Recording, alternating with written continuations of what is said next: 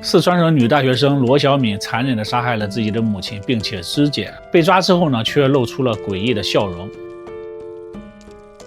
她为什么要杀害自己的母亲，甚至笑着说不后悔，没有任何悔意呢？大家好，我是海岩，今天呢，咱们就来说一下这个案件。2013年3月21日傍晚，四川省成都市白江区的一个工地内，蒋师傅和工友刚刚下班，准备回家。发现在建筑垃圾堆里有一个黑色的行李箱和一个编织袋，特别是那个行李箱看着很新。好奇之下呢，这个蒋师傅就拉开了行李箱的拉链，把手伸了进去，摸到了一个有鼻子有眼的东西，是一颗人头。蒋师傅当时差点就被吓尿了，马上报警。警察来到现场之后呢，在行李箱和编织袋里面总共找到了9块人体组织。法医鉴定，死者是一名50岁左右的女性。案发现场没有多少血迹所以呢，建筑工地也并不是作案的第一现场。为了确认死者身份，警方调查了最近的人口失踪案件，有了新的线索。就在发现行李箱的前几天，当地派出所有一名男子来报案。该男子呢叫做罗小龙，他说自己的姐姐陪同着得了癌症的母亲1个月之前在四川省肿瘤医院做放射性治疗，最近几天突然就失踪了，希望警方能够帮忙寻找。20号嘞，我其实联系不上，马上起家就过去找，没找。他说他的母亲叫李华琼，50岁左右，姐姐呢叫罗小敏。姐姐和母亲住在火车南站附近的一个招待所里，于是呢，警方马上赶往了招待所，发现母女居住的这个招待所环境是非常的差，但是呢，价格很便宜，每天只要15元的房租。招待所的老板查看账本之后说这对母女的确住在这里，并且呢，带着警察来到了那间屋子，发现已经人去楼空，而且地面被打扫得非常的干净。奇怪的是呢，旅馆的被单不见了，被拿走了。经过仔细的勘查，警方在墙壁的角落和厕所的墙壁上找到了星星点点的血迹，烧水的铁壶上面也有血迹。警察提取了这些血迹进行 DNA 鉴定，发现血迹是属于母亲李华琼的。因为李华琼和建筑工地的这个抛尸案的死者都是50岁左右的女性，而且呢，两起案子发生的时间又是非常的接近，于是呢，又进行了一次 DNA 比对，得出的结果是行李箱中的死者就是李华琼。那么母亲李华琼已经确认死亡了，女儿罗小敏是不是也遇害了呢？所以呢，找到罗小敏就成为了破案的关键。根据罗小敏的弟弟的说法呢，姐姐在成都有自己租住的一个房子。警方赶到了罗小敏租住的房子之后警察感到非常的震撼，因为罗小敏是法学毕业的大学生受到高等教育，但是他租的这个房子太差了连普通的农民工都不如，连最基本的生活用品都没有，每个月的房租只有130元。虽然警方没有在出租屋找到罗小敏，但是呢，根据房东的说法，案发当天他看到罗小敏回到过这个出租屋，也就是说罗小敏还活着。经过4个小时的蹲守，在凌晨，警方终于抓到了归来的罗小敏。当时呢，他浑身沾满了泥土，衣服和头发上还有一些稻草，好像是在外面流浪了好几天的那个样子。在审讯室里警方问他：“你知道你妈在哪里吗？”罗小敏却说自己从来不知道自己的妈妈住在哪里，而且呢还否认了陪同母亲一起到医院治疗的这个事情。这个回答让警方有点懵因为罗小敏陪同母亲去医院治疗，并且呢和母亲住在一起，住在这个招待所里，很多人都能够证明的。而且呢，这个招待所的老板还提供了案发当天的监控录像。监控录像显示，在2013年3月19日晚上8点，母女2个人进入房间之后就再也没有离开过。直到凌晨2点左右这个罗小敏出现在了监控当中。在接下来的几个小时内，罗小敏反复进出房间，手里拿着拖把、水桶等清洁工具，一直忙活到天亮。直到最后一次进入房间之后呢，再也没有了母女2人的身影。同时，警方还注意到，罗小敏被找到的时候呢，她的耳后衣服以及内裤的臀部的位置都有血迹，但是罗小敏自己并没有受伤。经过化验呢，这些血迹都是属于母亲李华琼的。到这里呢，这个案件基本上就已经很清楚了，罗小敏很有可能就是杀害自己母亲的凶手。面对着铁证，罗小敏并没有像刚开始那样一口咬定自己不知情，而是向审问的警察露出了诡异的笑容，并且否认自己杀害母亲。我也没办法。你没办法？为啥子？我也没办法，老板。审问过程当中，罗小敏对于母亲的死一直都是无所谓的态度，没有正常人的那种愧疚和痛苦，有时呢还会发出疯癫的笑声。为了让罗小敏开口，警方决定带罗小敏去抛尸现场，希望能够触动她的情绪。没想到在现场罗小敏全程微笑，指着母亲残缺的躯干她开玩笑一样说：“你看，你看，她好肥哦。”警方也以为罗小敏可能精神上有问题，为了确认罗小敏的精神是否正常，警方对罗小敏进行了精神鉴定。四川华西法医学鉴定中心司法鉴定意见书最后的那个鉴定意见为：被鉴定人罗小敏作案时负精神病。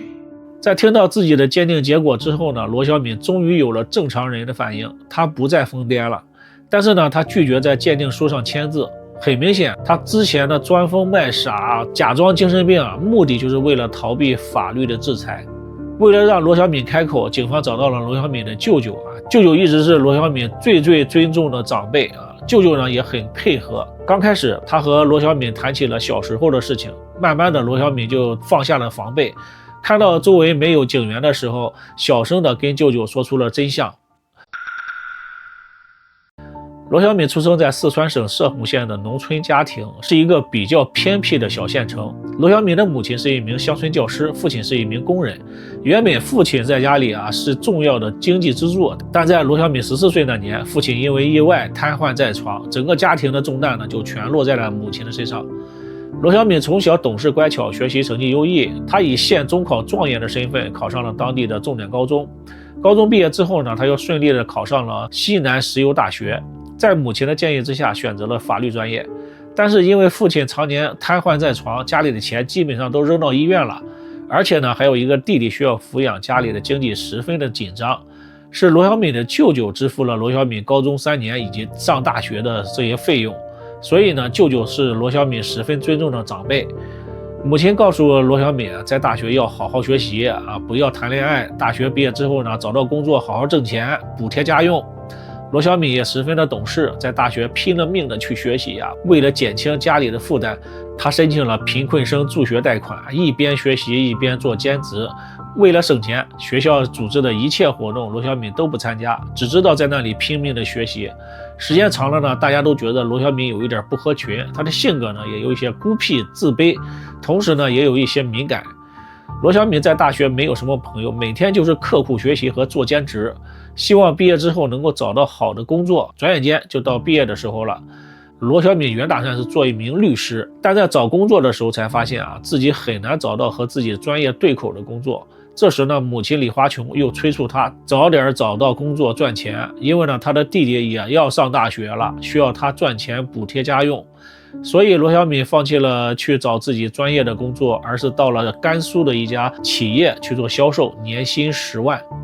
在2007年的时候，10万年薪可以说是非常高的了。对于女儿能够找到薪资那么高的工作，母亲是非常的高兴在母亲看来呢，女儿有了这份高薪工作，就能够帮家里还清债务，还能帮弟弟支付学费、结婚买房，而且说出去呢也有面子，亲戚们也很羡慕。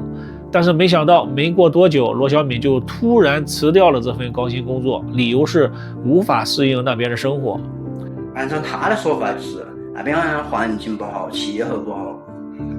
生活方面啥子都不习惯，还要回四川的。这让母亲和弟弟都无法理解但其实辞掉这个工作还有另外一个原因。原来刚刚毕业的罗小敏年轻外貌清秀，有着年轻女孩的那种天真烂漫。她刚到单位后呢，就被她的直属男领导给盯上了。有一次，罗小敏的领导叫她陪同到外地出差，在一次商业酒会上，罗小敏多喝了点酒，在酒店里呢就被那位男领导给趁机侵犯了。作为受害者，却在单位里被同事们指指点点。更要命的是呢，被领导的那个老婆发现了，在单位里大闹了一番。罗小敏再也无法忍受，于是呢就辞掉了那份工作，回到了成都。他以为家是避风的港湾，他想回到家里休整一段时间。他向家里人隐瞒了辞职的真正原因，只是跟母亲说自己无法适应甘肃那边的气候。在母亲看来呢，女儿就是因为不能吃苦，就辞掉了这么好的高薪工作。她无法理解，认为女儿太不懂事了。母亲在家里经常抱怨罗小敏辞掉那份工作的事情，两个人因此呢经常吵架。罗小敏回到成都后呢，一直也没有找到工作，在母亲看来呢，这就是啃老。母亲看到罗小敏就生气，而在罗小敏的角度呢，母亲根本就不理解自己啊，不明白自己受的苦，就知道一天到晚的骂自己。从自己回到家里啊，母亲就没有给自己一个好脸色。最终呢，她心灰意冷，离开了家里。因为之前赚的那个钱都给了家里了，所以只能住在简陋的房子里。虽然这里条件简陋，但是罗小敏并没有放弃啊，她对自己的将来还是有打算的。她打算继续去学习，考研究生。在准备考研究生，还想让自己找一个就是说条件很好的一个男朋友，所以说感觉她对生活还是很有想法的，一个很有追求的一个女孩。在准备考研的时候，母亲打来了一个电话，扰乱了她的计划。母亲说自己得了乳腺癌，而这时呢，弟弟刚刚就业，所以呢，只能是罗小敏来照顾母亲到医院里去治疗。罗小敏陪母亲看病的那段时间啊，每天跑来跑去，非常的疲惫。为了省钱，母女两个人只能住廉价的招待所啊，不足5平方的房间里只能放下2张单人床，而且呢，房间里没有厕所，每天都要到外面去上厕所，得排10几分钟的队。母亲治疗的开销是巨大的，很快呢，罗小敏的身上的钱就所剩无几了。而母亲的病情呢，没有任何的好转，生活上的煎熬，找不到工作，考研的路也被堵死了，这一切呢，都压得她喘不过气来，她的脾气变得是非常的暴躁。这时母亲再次抱怨起了罗小敏啊，埋怨她不该放弃那个高薪的工作，不然母女两个人就不会那么的落魄了。这句话呢，就成为了压倒骆驼的最后一根稻草。罗小敏爆发了，她觉得这么多天的付出和疲惫啊，却只得到了母亲的抱怨。她向母亲大喊，要不是家里穷，要不是父母的拖累，她怎么可能变成现在的这个样子？情绪失控当中，她拿起了削苹果的水果刀，反手就刺向了正在说话的母亲。没想到这一下刺中了母亲的脖子，母亲倒地不起，很快呢就没有了呼吸，眼看着血就要流到门口了。罗小敏拿起了床上的被单，堵住了门缝，然后呢，将母亲打包成了9块，放进了行李箱和编织袋里面，并且清理好了现场，然后带着母亲从招待所的后门溜了出去。这里呢，正好是监控的盲区，所以呢，没有被拍到。随后，罗小敏在招待所外面叫了辆3轮车，中途呢又换了交通工具，最后将打包好的母亲扔到了60公里外的建筑工地的垃圾堆里。一审开庭，法院判罗小敏死刑，立即执行。罗小敏不服上诉，法院2审改判为死缓，缓期2年执行。2017年死缓考验期内，由于他认罪态度良好，改判为无期徒刑。目前呢，罗小敏还在监狱服刑当中。